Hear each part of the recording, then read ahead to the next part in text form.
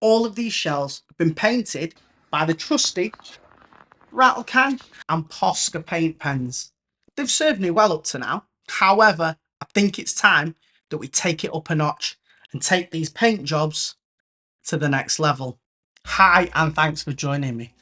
Now, my first YouTube video was a shell being painted using Posca paint pens and a rattle can. Now, I wanted to elevate these paint videos and get better. I was lucky enough to receive a gift from my lovely family, and they got me this. It's the Hobbynox Flow TF version 2, which is a top fed airbrush, so it's gravity fed. Now, the airbrush is really cheap as airbrushes go. This Hobbynox airbrush is £65. Now, there are a few other bits which I'm going to talk about later which you will need, but let's take a look and see what we get in this box. So first things first, we've got a 1.8 meter braided hose. Now, this airbrush comes with a number of different needles, number of different cups and a number of different nozzles. Here we've got a 0.8 millimeter and a 0.5 millimeter needle, and they will work in conjunction with our 0.8 and our 0.5 millimeter nozzles. So that means then in this airbrush we've got our 0.3 millimeter nozzle and needle. This is the airbrush. Feels quite weighty. It feels good quality considering the price of it. Now, it's dual action, so what that means is you press down to release air or to draw air through the airbrush, and then you pull back to bring the paint through.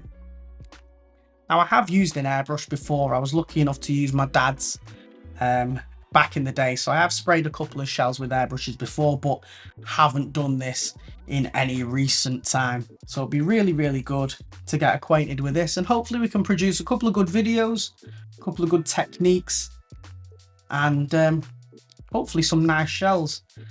I am a novice and I do look out for good videos.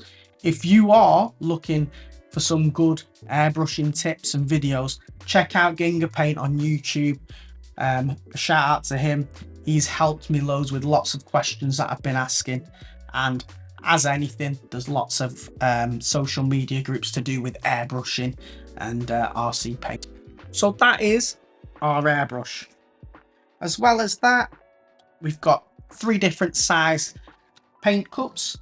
We've got the largest one there, which is 13cc, comes with a cap. We've got our middle-sized one, which is 5cc, and the smallest one for small amounts of paint and detailing is our 2cc. Got a lock and nut for our hose as well. So that's everything that you get inside this box. Like I say, as far as airbrushes go, it's fairly cheap. So it'll be interesting to see what sort of quality we do get out of this. Now, there is a number of things in addition to the airbrush that we're going to need. We're also going to need an air supply. And here we have the Hobbynox AS186A compressor.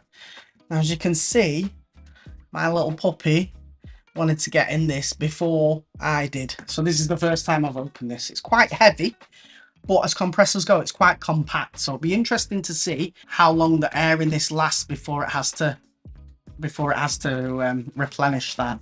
Taking that off there, we've got plug, 7 instructions, polystyrene.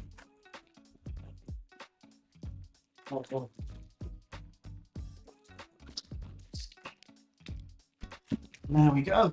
So it is a 2-pronged plug, and that must just be a converter to create the 3 prongs to be used in the UK. Let's take this out of here. So it's handy that it comes in this surround, actually, because some of the compressors that I've seen is just the compressor with the chamber that you can see in there. I think this is to capture the moisture.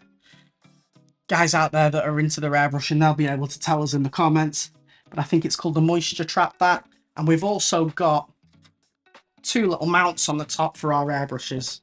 Pretty slimline. It is quite heavy, but it is quite slimline as well, so that'll go underneath the desk. we've got our compressor.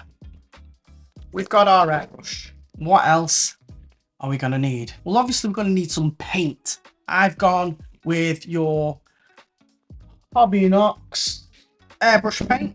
I've got a few different colours in this already. I've gone with a big white and a big black. I think we'll use them quite often. Also got a reducer or cleaner to thin the paint out for when we are cleaning it out. Let's just take a look at some of these paints. I did try and get some RC89 neon style colours, and hopefully we can come up with some sort of livery. I've been looking for ages at different liveries, so hopefully we can come up with something nice there. So compressor, airbrush, paints. I also got one of these. How useful it'll be, I'm not sure, but a Hobbynox cleaning station. So I presume that is to spray through any leftover paint and clear the brushes out. A couple last things that I wanted to try. I don't feel like I'm very good at masking things. In the past, I've tried to mask lines and things have bled, and well, I've made a bit of a mess of shells. So instead, I decided that we was going to invest in some liquid mask. Now, all you painters out there probably use this quite often. Liquid mask is basically sprayed on the inside of a shell, and then you can cut it out and peel it away while leaving the rest of the shell masked, and you can work on certain areas of your shell.